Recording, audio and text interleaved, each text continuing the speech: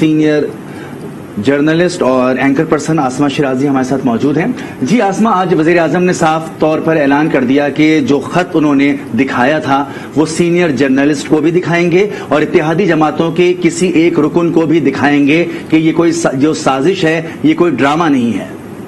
جی یہ اچھی بات ہے، بہت اچھی بات ہے. ہم تو بہت دنوں سے کہہ رہے تھے کہ پرائم منسٹر کو یہ خط جو ہے وہ پبلک کرنا چاہیے اور صحافیوں کو بھی دکھانا چاہیے،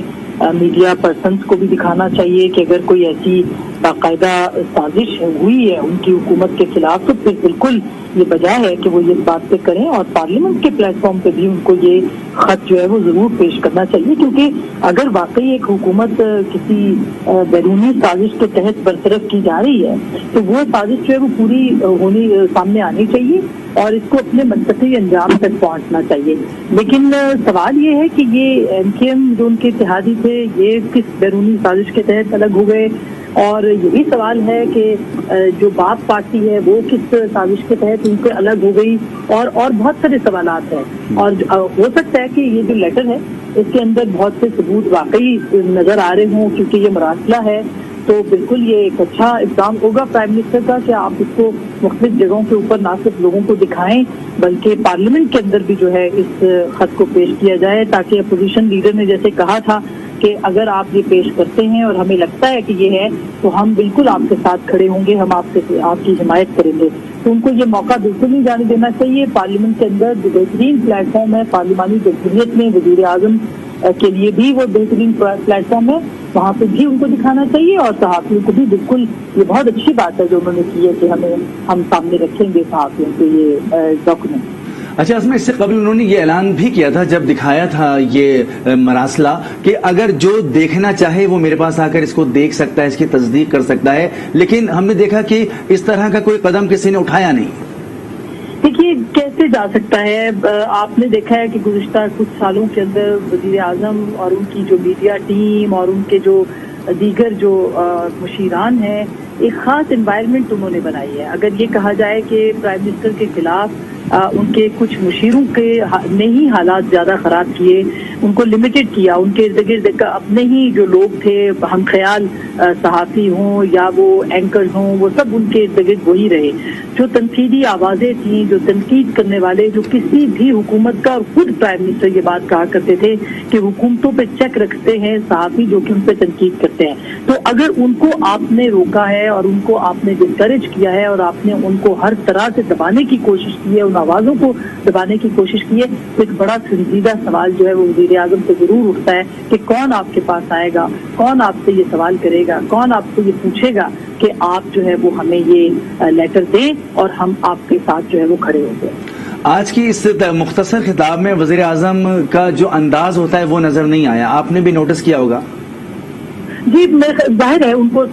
یہ بات معلوم ہے کہ ان کی جو میجورٹی ہے وہ ختم ہو گئی ہے، اور کسی بھی پرائم منسٹر کے لیے جب ان کو ہاؤس پہ اعتماد نہ رہے، آپ جتنا مرضی بڑا جلسہ کر لیں، آپ جتنا مرضی جو ہے وہ بڑا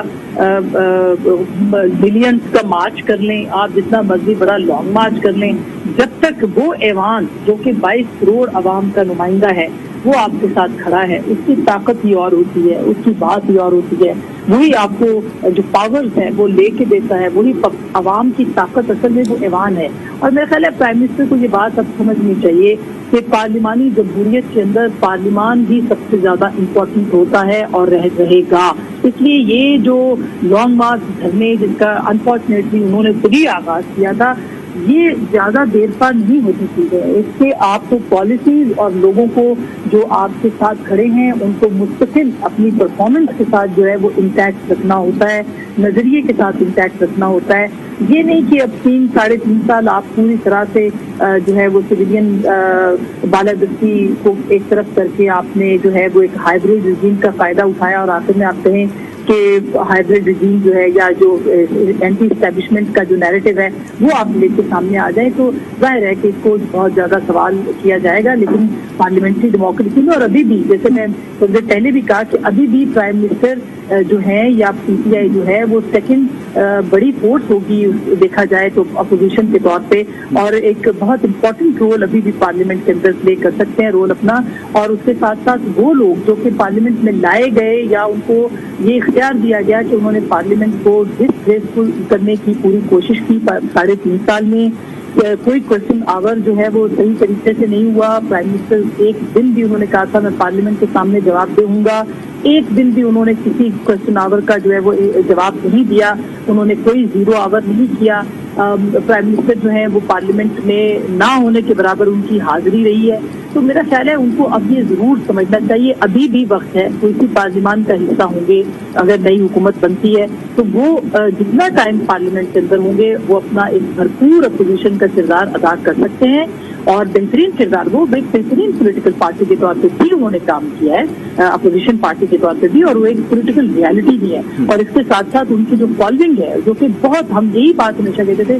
कि पीटीआई की जो फॉलोइंग है वो बहुत ऐसी फॉलोइंग है जो कि ब्लाइंड फॉलोइंग जिसे कहते हैं, यूथ फॉलो करती है अभी भी इमरान खान साहब को। तो मेरा ख्याल है खान साहब को जरूर ये सोचना चाहिए कि गालिम गलोच का जो कल्चर था जिसको कि बहुत अफजाइश मिली पिछले 3.5 साल के अंदर, उसको खत्म करें, एक पॉजिटिव फोर्स के तौर पे जो है वो आप आगे बढ़ें, और पाकिस्तान के यूथ को, पाकिस्तान की सियासत से जो लोग मायूस हो रहे थे उनको वापस लाने का क्रेडिट भी इमरान खान के पास है, ये बिल्कुल ड्यू क्रेडिट देना चाहिए उनको। वो उसके ऊपर वापस आए और अपनी एक बाकायदा जो अच्छी सियासत है वो उसको दोबारा से जो है वो प्रमोट करें और पार्लियामेंट के अंदर इस मामले के ऊपर बात करें। बिल्कुल, हमें ज्वाइन किया है एंकर पर्सन शौकत पराचा ने। शौकत पराचा, वजीर आजम ने आज कह दिया कि इत्तेहादी जमातों को भी वो डॉक्यूमेंट दिखाएंगे, और सबसे बढ़कर ये कि सीनियर जर्नलिस्ट उनको अपने पास बुलाएंगे और उनको भी इस चीज से आगाह करेंगे। ये कोई ड्रामा नहीं है, ये एक धमकी आमेज खत है, क्या कहेंगे? पहली बात तो ये है कि वो है क्या चीज जिसको वजीर आजम साहब बाकायदा धमकी आमेज खत कह रहे हैं। डॉक्यूमेंट वो फॉरेन कंट्री से आया है, उन्होंने डायरेक्ट भेजा है या पाकिस्तान के किसी एम्बेसडर ने अपने नोट के जरिए भेजा है? मैं कहना ये चाह रहा हूँ कि जिस डॉक्यूमेंट को वजीर आजम साहब या उनकी पूरी काबीना, उनके नेशनल सिक्योरिटी एडवाइजर एक धमकी समझ रहे हैं, वो कहीं इंटरनल नोट तो नहीं है जो पाकिस्तान के एम्बेसडर पूरी दुनिया से यहाँ भेजते हैं या यहाँ के एम्बेसडर बाहर भेजा करते हैं। मुझे इस बारे में डाउट है कि शायद अंडरस्टैंडिंग की प्रॉब्लम है इस हमारी काबीना में। अब क्योंकि धमकियां मतलब है इस दौर में खत के जरिए धमकी देगा अमेरिका या यूरोप या बरतानिया या रूस या यूक्रेन, यानी मुझे फॉरेन ऑफिस में कवर करता हूँ, अब भी करता हूँ। मोनस रजा, आपकी इतनी एज नहीं होगी जितना मेरी ये प्रोफेशनल लाइफ है फॉरेन ऑफिस को कवर करते हुए। मैं डॉक्यूमेंट्स खुद पढ़ता भी हूँ समटाइम्स बैठ के कि आखिर उसका मतलब क्या है। बहुत सारी जो कॉरिस्पॉन्डेंस होती है उसके डिफरेंट लेवल्स होते हैं। मसलन प्रेस रिलीज आता है उसमें लिखा होता है समन्ड, प्रेस रिलीज आता है उसमें लिखा होता है कॉल इन, ये दोनों मुख्तलिफ चीजें हैं लेकिन हम उसका एक ही मतलब लिया करते हैं। तो पहले तो वजीर आजम साहब अपने लोगों से बैठ के ये क्लियर कर लें कि ये हमारे एम्बेसडर का इंटरनल नोट है या स्टेट डिपार्टमेंट का या FCDO का या किसी और वजारत का बाहर से या व्हाइट हाउस का ये खत है। ये अभी हमें डाउट है। जो कह रहे हैं मैं सीनियर सहाफियों को दिखाऊंगा, पहली बात तो ये है कि सीनियर सहाफी हमेशा सिलेक्टिव ही जाते रहे हैं, यानी जो इंडिपेंडेंट सहाफी हैं जो कभी जुर्रत कर देते हैं इनके खिलाफ बोलने की, उनको तो कम ही बुलाया जाता है। अब हम कैसे यकीन करें कि जो खत उनको दूर से दिखाएंगे या उनको पढ़ने का मौका भी मिलेगा। मैं आपको यकीन से कहता हूं कि काबीना ने नहीं देखा ये खत, अभी काबीना के सामने नहीं रखा गया। अगर फरवरी से ये खत आया हुआ है और 7 मार्च की डेट लिखी हुई है तो अभी पूरी काबीना ने नहीं देखा ये खत। जो डॉक्यूमेंट काबीना ने नहीं देखा उसको हम वजीर आजम साहब कह रहे हैं कि ये लहरा रहे हैं अपनी जेब से वो पर्ची निकाल कर, वो पढ़ी नहीं जा रही थी। अगर वो खत वही था जो उनके हाथ था तो वो उर्दू में पॉइंट्स पढ़ रहे थे, या तो एज इट इज वो अंग्रेजी पढ़ देते, हमें भी यकीन हो जाता कि किस मुल्क की अंग्रेजी लिखी हुई है। हर मुल्क अपने तौर पर उनका स्टाइल होता है लिखने का। अगर स्टेट डिपार्टमेंट की कोई नोटिफिकेशन आता है وہ ڈفرینٹ لینگویج ہوتی ہے. برطانیہ سے آئے گی وہ ڈفرینٹ آئے گی, فرانس جرمنی کی ہوتی ہے یا برسل سے آتی ہے, لینگویج کا بھی ایک سٹائل ہوتا ہے. یہ ہمیں نہ کہا جائے کہ ہم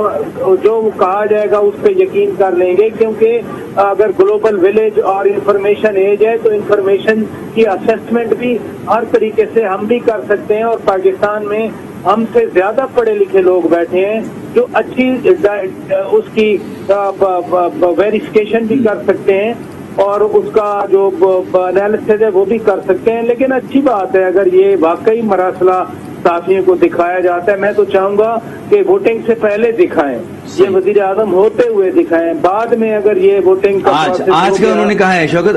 جب وہ گفتگو کر رہے تھے انہوں نے کہا کہ میں آج دکھاؤں گا. اب دیکھیں کس وقت وہ دکھاتے ہیں. ارے میں یہی کہہ رہا ہوں کہ ووٹنگ سے پہلے دکھائیں, آج دکھائیں, کل دکھائیں, کیونکہ ابھی تو واپس جائیں گے, پھر پلان بنے گا نا. آج ہی دکھائیں, بڑی اچھی بات ہے, تاکہ جو لوگ صحافی وہاں جائیں گے وہ باہر نکلیں گے, وہ بھی کچھ اپنا انالیسس دیں گے, پتہ تو چلے وہ ہے کیا چیز. لیکن میں پھر آپ سے کہوں گا اگر تو امبیسڈر کا انٹرنل نوٹ ہے اس کا میننگ اور ہے, اگر ڈائریکٹلی وہاں سے کچھ سوشل میڈیا پہ سرکولیٹ کر رہا ہے, وائٹ ہاؤس کا خط ہے, کچھ کہیں کا خط ہے, کیا چیز ہے وزیر اعظم بتا دیں, ہماری بھی تسلی ہو جائے گی. ٹھیک, بہت شکریہ. شوکت براچا ہمارے ساتھ موجود تھے جو کہ اپنا تجزیہ پیش رہے تھے. Asma Shirazi senior anchor person ہمارے ساتھ موجود تھی اور بات ہو رہی تھی وزیر اعظم نے آج جو اپنے خطاب میں خط لہرایا تھا کچھ دن پہلے جلسے میں, اس حوالے سے انہوں نے آج کہا کہ میں یہ سینئر صحافیوں کو بھی دکھاؤں گا اور اپنے اتحادی جو ہمارے رکن ہیں ان میں سے بھی کسی ایک سینئر رکن کو بلا کر ان سے بھی اس حوالے سے بات